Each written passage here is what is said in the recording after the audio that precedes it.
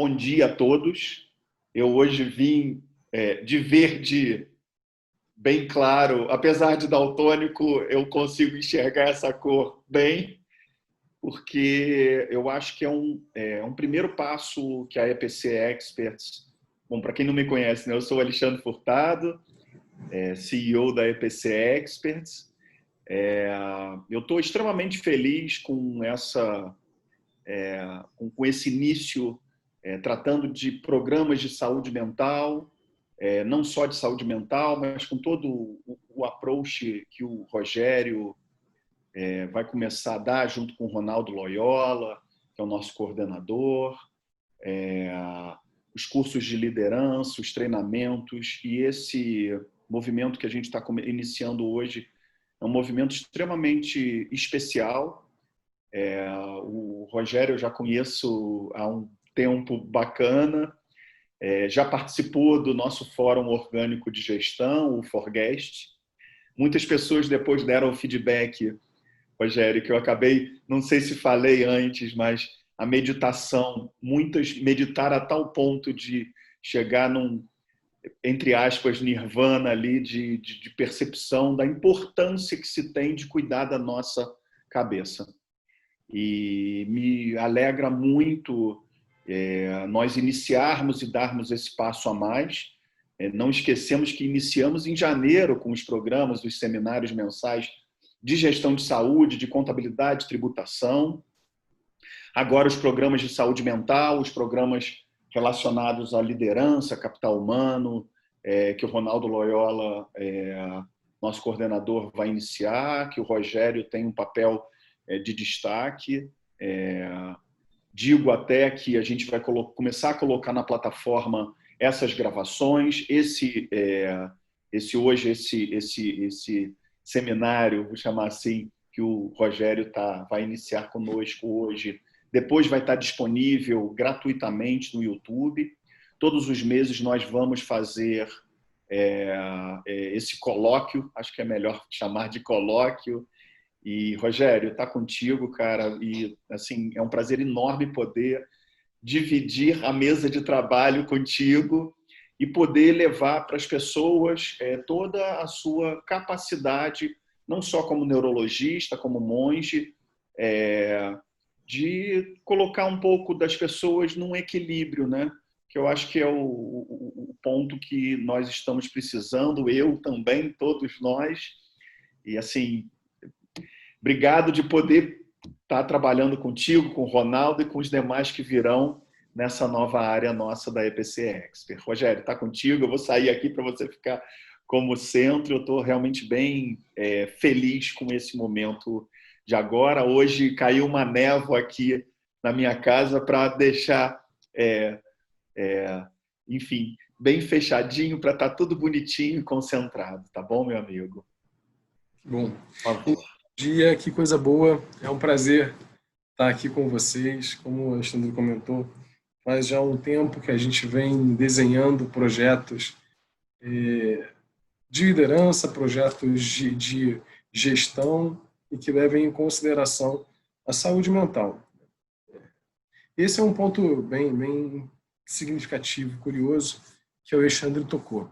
Quando a gente discute gestão, quando a gente discute resultado, quando a gente discute o foco, o objetivo final da nossa vida profissional, da atuação profissional, isso demanda que exista um equilíbrio entre aquilo que está sendo vivido, feito, e como a gente consegue viver isso e como a gente consegue fazer o que está sendo feito.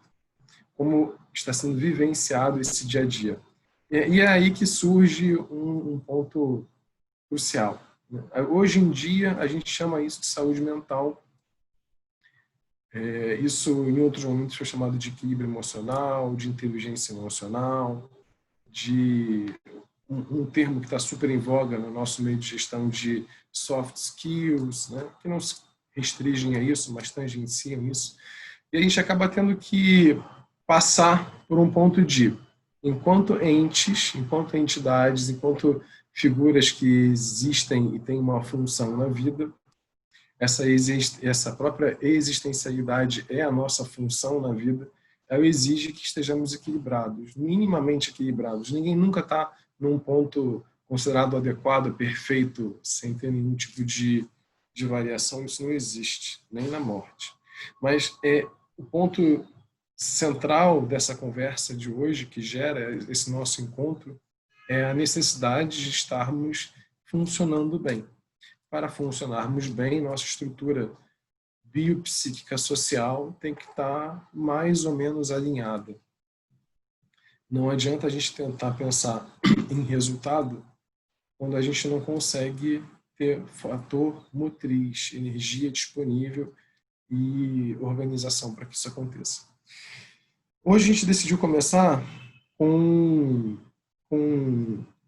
saúde mental na pandemia, dando um apanhado geral do que está acontecendo. Mas antes disso, deixa eu só rebobinar um pouquinho a fita e explicar um pouquinho. Meu nome é Rogério Lima, eu sou médico, neurologista, especialista em gestão executiva em saúde, sou monge zen budista e a gente hoje vai fazer esse apanhado do que está acontecendo no mundo, nesse momento de pandemia, né? E esse é um ponto significativo. Ainda estamos em momento de pandemia, não é um momento pós-pandemia. Eu nem sei se essa nomenclatura é adequada, momento pós-pandemia. No momento em que surge um fator estressante na história de qualquer um de nós, e que esse fator se torna muito significativo, preponderante, ele gera uma força magnética de atração. É como se um corpo gravitacional novo surgisse no campo psíquico. Isso pode vir advindo da dimensão biológica da gente, isso pode vir advindo da dimensão social, entre outras. No caso do Covid e da pandemia, isso advém de dois lados, né? Para quem já teve a infecção, eu já tive, por exemplo, passa por um estresse biológico e por um estresse social, de entender o que está acontecendo no mundo todo. Esses dois campos que começam a se encaixar e começam a ter áreas de interposição na psique da gente, fazem com que a gente saia desse norte, desse ponto de equilíbrio. Os índices são super assustadores, né? Para vocês terem uma ideia, a gente está discutindo uma mudança como nunca antes na história da humanidade em relação aos cuidados em saúde mental. 70% dos serviços em saúde mental tiveram atitudes disruptivas no período da pandemia até agora. A gente está discutindo 6 meses aqui no Brasil, 9 a 10 meses no mundo como um todo. Então, ao longo de 2020, 7 em 10 estruturas de serviço mental tiveram que ser disruptivas, usando telemedicina, usando mecanismos de utilização de mídias, que não tem a consulta efetiva, né, que caracteriza uma telemedicina, mas que tenham mídias disponíveis para que o usuário, a pessoa que está pegando esse tipo de conteúdo, de alguma maneira encontre com isso sem que tenha que ter um contato direto no mesmo local físico. Isso está acontecendo em todas as áreas, né? Não é só na saúde mental, não é só na medicina, mas em especial na saúde mental e na medicina se tornou um ponto de ruptura na história da saúde mental. A gente está discutindo um pico de incidência de diagnósticos de depressão, de ansiedade generalizada, de ideação suicida, como foi agora em setembro. A gente sempre lembra do mês da valorização da vida, acabou de virar, com o nosso Dia da Saúde Mental, que acabou de acontecer também agora, e a gente acaba tendo um pico de diagnóstico, de incidência, como nunca antes na história da humanidade. Mais um momento inédito dentro dessa estrutura. Os índices aumentaram cerca de 65% em depressão, 45% em ansiedade generalizada.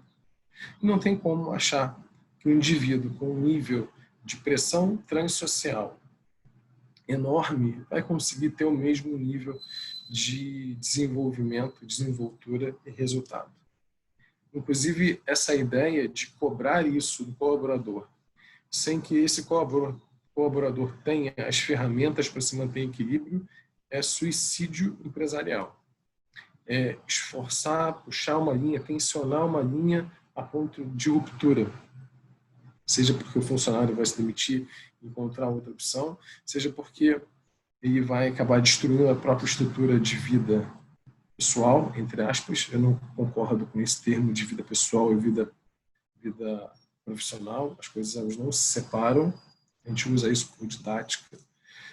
Mas esse profissional, essa pessoa, esse colaborador não consegue ter uma estrutura de equilíbrio se não for dessa maneira. Então, ferramentas têm que ser desenvolvidas para isso. Já existem.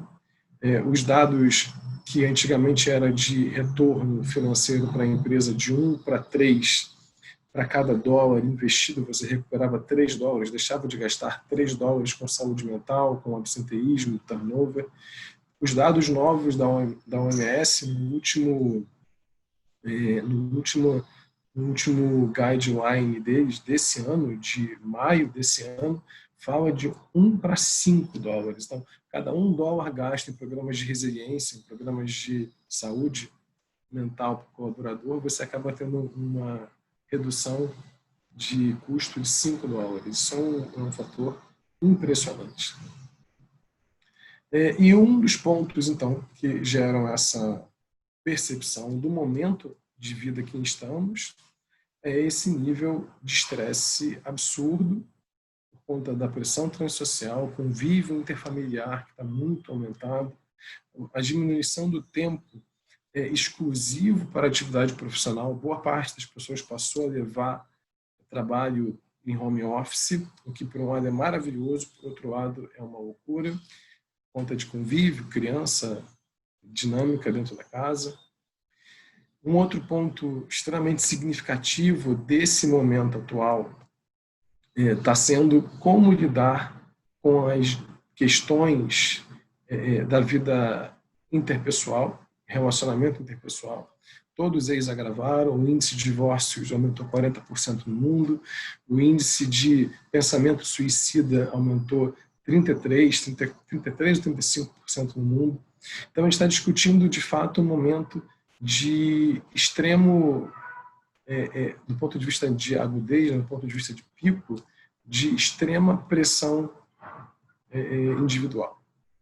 E, obviamente, isso tem uma repercussão profissional. Um ponto muito significativo, óbvio, é a pressão econômica que estamos vivendo. Isso não vai resolver rápido. Obviamente, sabemos que o índice de falência de empresas aumentou muito, a chance de manutenção de emprego formal começa a diminuir cada vez mais, e a perspectiva é que isso não se resolva tão cedo. E isso engata no próximo ponto da conversa. Nós temos que entender que o mundo, como era vivido no ano passado, em 2019, não vai se manifestar mais. Essa estrutura de vida em que convivíamos de maneira mais aberta, em que havia muito tempo de trabalho fora de casa, enfim, esse tipo de estrutura está em desmantelamento, está em fragmentação contínua. O mundo pós-Covid não será pós-Covid, ele terá o Covid. A chance do vírus, do Covid-19, continuar como um vírus sazonal, que continue gerando infecção, é muito grande. O turnover viral para gerada de saída de epidemia, de aumento de casos expressivo, vai acontecer quando chegarmos perto de 80% de infectados. E o vírus é mutável, como o vírus da influenza é mutável, como outros vírus são mutáveis. Então, a chance da gente continuar tendo infecções importantes, recorrentes, é muito grande. E isso é uma modificação de paradigma de vida. Teremos que nos adaptar a viver e trabalhar de uma forma nova, em que as tecnologias vão ser cada vez mais importantes, as tecnologias de aproximação social vão ser cada vez mais importantes e o desenvolvimento de tecnologia de equilíbrio emocional, de saúde mental, vão ser cada vez mais importantes no nosso dia a dia.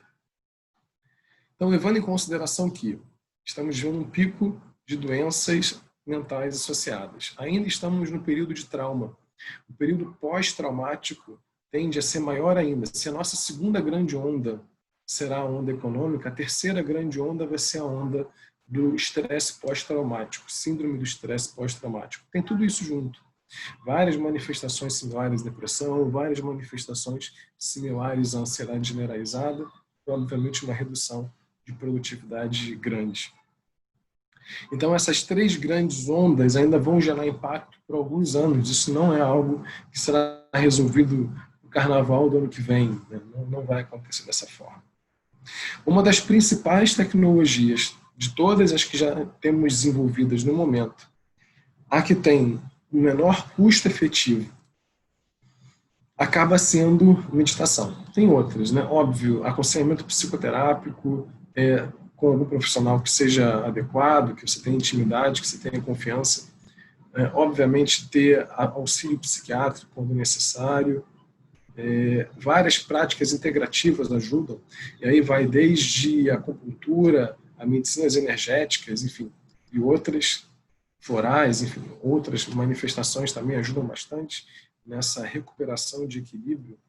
Mas de todas elas, yoga, esqueci de avisar, yoga ou yoga, como quiser falar, é uma outra prática integrativa de excelentes resultados, inclusive para empresas, mas de todas elas, a que tem maior custo-benefício acaba sendo a meditação, e esse é um dos pontos de eu estar aqui hoje com vocês. Além de ser neurologista, de ser gestor, eu tenho uma vivência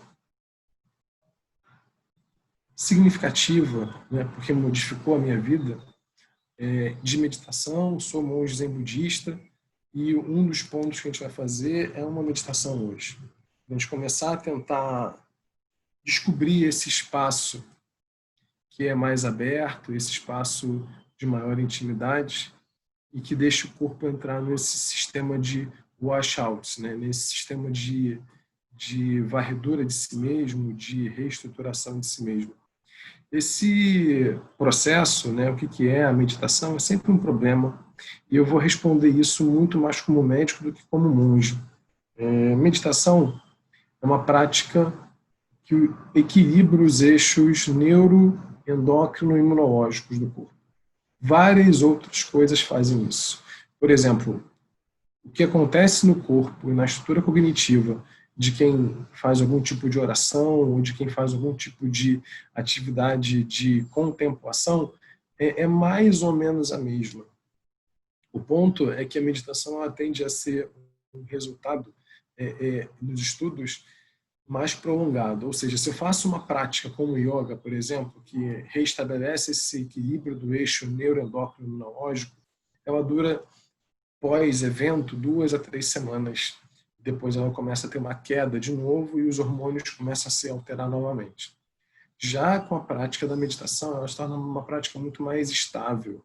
Os estudos mostram algo entre 3 e 6 meses de continuidade de manifestação. Ou seja, os efeitos benéficos secundários da meditação se mantêm no corpo por mais tempo. E é nesse ponto, então, que a gente vai parar agora e fazer uma prática, entendendo que estamos num momento de pico de estresse, isso gera uma pressão transsocial grande, e isso desencadeia várias alterações do corpo psíquico nosso. Isso é secundário a alterações biológicas, é secundário a alterações transsociais, mas essa manifestação gera distúrbios e em algum momento gera doença.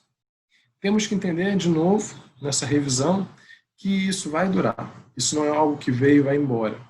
Ainda tem mais. A perspectiva é que no período de estresse pós-traumático, associado à sazonalidade viral que provavelmente vai acontecer, a gente vai ter que lidar com uma tentativa de desenvolver práticas de manutenção do equilíbrio que sejam adaptadas no nosso dia a dia. De todas as práticas integrativas e de todas as práticas já bem estudadas que geram esse equilíbrio neuroendócrino imunológico, a meditação é a que tem a melhor relação custo-benefício e é a que tem um período de permanência de pós-prática maior, que gira em torno de 3 a 6 meses, em comparação com 2 a 3 semanas das outras. Então agora vou pedir para vocês sentarem de maneira mais confortável, tentem ajustar um pouquinho a coluna, tentem encontrar uma posição que seja equilibrada, que mantenha a coluna firme, mas ao mesmo tempo sem uma pressão. Se possível, não fiquem encostados na cadeira. É importante que durante esse período de introdução à meditação você tenha uma percepção corporal, retome essa percepção corporal.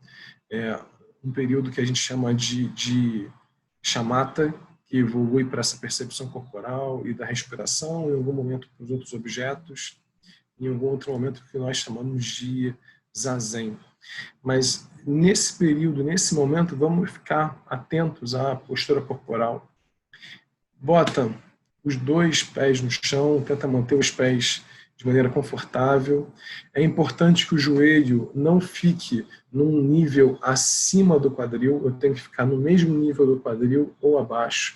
Então, se for o caso, estica os pezinhos um pouquinho para frente, para manter o joelhinho no mesmo nível ou abaixo do nível do quadril. Bota os braços numa posição confortável. Se a sua cadeira tiver braço, você pode apoiar os braços na cadeira. Se não tiver, que a gente utiliza na minha linhagem, isso é uma questão muito pessoal, você pode fazer outro tipo de posição, desde que ela seja confortável, não gere tensão demais, é que você deixe os braços cômodos e a gente costuma fazer esse movimento. É um movimento em que a mão direita está por baixo, a mão esquerda está pousada na mão direita e os polegares praticamente não se tocam. Esse é um mecanismo de controle, de atenção, de como está sendo a nossa prática. Então, faz esse exercício de estar sentado, se possível, descolado do encosto da cadeira. Coloca os braços numa posição confortável. Essa posiçãozinha dos dedos, como eu comentei, esse mudra, que a gente chama de mudra cósmico, posição de elipse, que fala do universo, fala da vida inteira, se coloca pousada sobre as coxas, fecha os olhos um pouquinho, isso. Presta atenção na sua respiração, percebe esse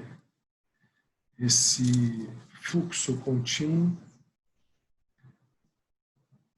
esse vento que perpassa, dando forma às coisas. E aí começa trazendo a atenção para o topo da cabeça.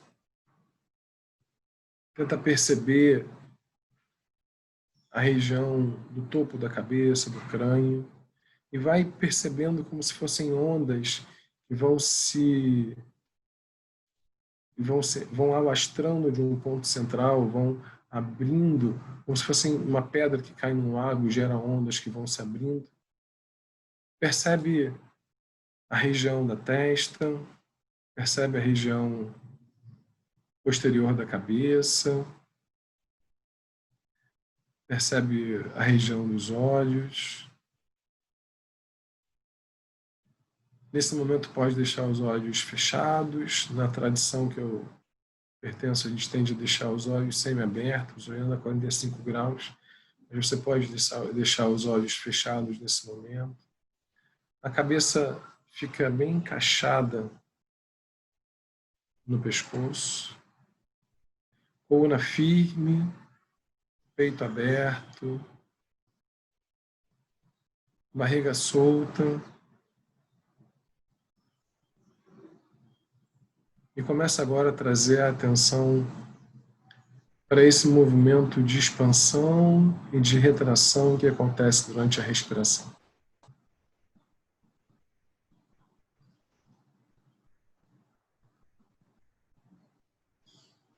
Traz a atenção agora para as plantas, lá para os pés, tocando o chão.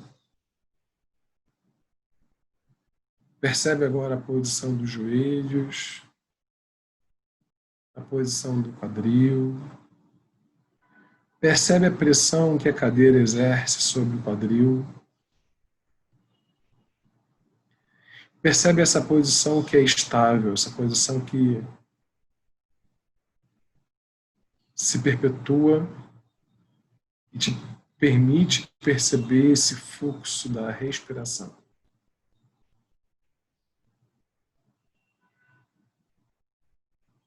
Volta a atenção agora para o nariz e percebe o ar entrando e saindo das narinas. Percebe que existe uma diferença de temperatura, de textura do ar. Percebe que, à medida que esse ar entra, existe uma expansão do tórax. E aí agora você vai passar a deixar o tórax e o abdômen, o peito e a barriga, funcionarem como uma unidade. Eles vão expandir juntos e vão reduzir em expansão juntos. Eles vão expandir. Isso. E retornar juntos, no movimento contínuo. É uma respiração total, uma respiração ampla. Tórax, abdômen funcionando como uma unidade. E a cada respiração, essa respiração não acontece só no tórax, ela também acontece no abdômen. E você percebe que no abdômen existe um ponto em que ela inicia e finaliza. Inicia e finaliza. Esse ponto fica 3 a 4 dedos abaixo do umbigo. É um ponto que funciona como centro gravitacional, é um ponto que para os antigos chineses era chamado de portal da vida, que fica entre os rins. É o ponto onde surge a vida biológica, o útero. E é o útero cósmico, onde toda a vida flui, onde tudo isso acontece simultaneamente. Você vai deslizar durante a expiração e vai centrar nesse ponto corporal, nesse centro corporal. Coluna firme, peito aberto, barriga solta. Bastante ar.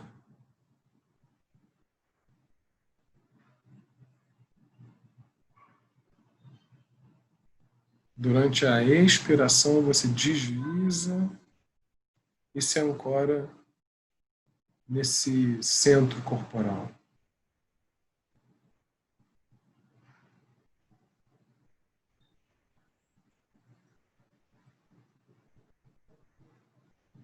Percebe que, à medida que a atenção está seguindo a sensação biológica da expiração, esse corpo fica mais estável, o que permite que as emoções fiquem mais estáveis, o que vai abrir caminho para que o pensamento fique mais organizado. E, por fim, que a nossa atitude na vida seja mais adequada. À medida que essa prática vai se tornando íntima, vai se tornando o seu dia a dia, essa estrutura de personalidade, esse eu, vai se dando conta de que esse mesmo ar que anima o corpo, anima todos os corpos. Essa mesma luminosidade que permite que esses olhos enxerguem, é o que faz com que todos os olhos enxerguem, toda a vida flua. E é por isso que existe uma modificação no nosso padrão comportamental. Ninguém modifica padrão comportamental só com a dimensão conceitual.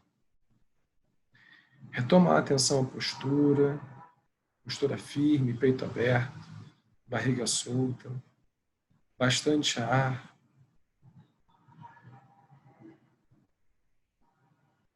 Desliza durante a expiração e ancora nesse espaço aberto e ilimitado. Pouco a pouco, a atitude,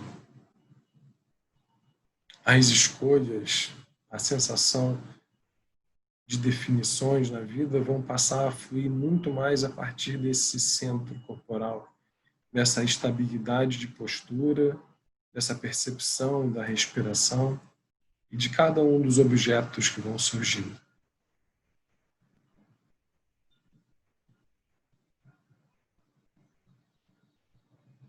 Mais uma vez, desliza na sensação biológica da expiração e ancora no centro.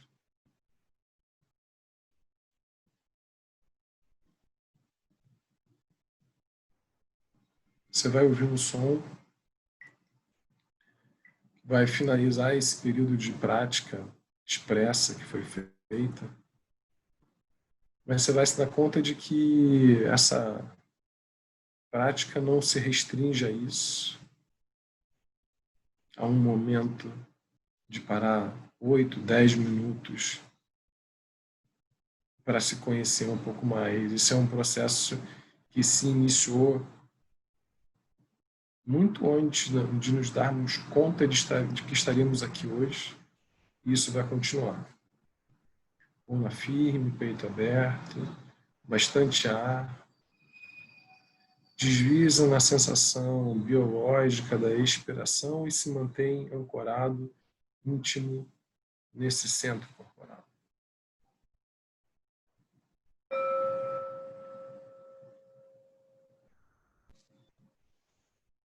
Retoma agora a respiração mais fluida. Mobiliza um pouquinho na cadeira, coluna para um lado, para o outro. Isso, expande o tórax, mobiliza as mãos, os pés. Vai abrindo os olhos novamente, percebendo o ambiente, a luminosidade. E tenta se dar conta de que nesse momento, depois de 10 minutinhos de prática, já surge uma sensação de mais favorecimento, de mais tranquilidade. E essa tranquilidade é a base para que a gente possa ter uma ação adequada na vida. Se a gente está muito angustiado, com muita raiva, muito sofrimento, a gente só consegue dar angústia, raiva e sofrimento nos nossos encontros. Faço votos que nossos encontros sejam bons e que a gente consiga distribuir na nossa vida de convívio com todos, mais harmonia, mais paz, mais tranquilidade, e que as nossas tomadas de decisão também passem por isso. Lembrando que não tem como dissociar essa estrutura ética da nossa vida de cotidiano. Não existem múltiplas personalidades, né? Todas elas estão congruentes, interpostas, e é assim que a gente tem que viver. Alexandre, já vi que você apareceu. Estou no tempo, acho. Estou na hora. Fica à vontade. Primeiro, agradecer. Eu estou aqui ainda em estado mental muito bom. Hoje é o nosso primeiro encontro de muitos. A gente vai ter um próximo encontro nesse mesmo horário, no dia 17 de novembro, né? E para falar um pouco mais e para começar os nossos programas também. A gente vai começar a oferecer, quem está aqui hoje, quem for ver pelo YouTube, eu imagino que amanhã a gente já esteja com esse vídeo editado ou depois no YouTube. E, Rogério, eu queria só te agradecer por estar conosco, por poder fazer esses programas dentro das empresas depois. A gente vai realmente ter bastante trabalho, eu imagino, vai ter muita gente legal que a gente vai poder ajudar, assim como você já está me ajudando aqui, e a todo mundo que pôde estar aqui presente, tá bom? Era só isso. Então, 17 de novembro, um novo encontro, e quem tiver interesse em poder ter o Rogério, poder ter o Ronaldo, poder nos ter dentro da empresa para conversar com os colaboradores, para conversar com as pessoas, para poder levar um programa que realmente ajude a muita gente, a muita empresa a continuarmos prosseguindo, apesar de todos os pesares e de todas as coisas boas que, obviamente, a gente sempre consegue trazer. Assim, de novo, eu estou muito feliz de estar podendo trabalhar mais uma vez contigo e iniciarmos essa nossa trajetória, que eu não tenho dúvida que vai ser uma trajetória de muita coisa boa para frente. Tá bom, gente? Maravilha. Gente, foi um prazer estar com vocês e, como a Alexandre comentou, estamos aí, né? No nosso dia a dia, vivendo isso, vivo isso também dentro da minha área de atuação e é para isso que a gente está aqui. Vamos fazer o que a gente tem que fazer. Gente, um beijo, bom dia e vamos por aí. Tchau, tchau.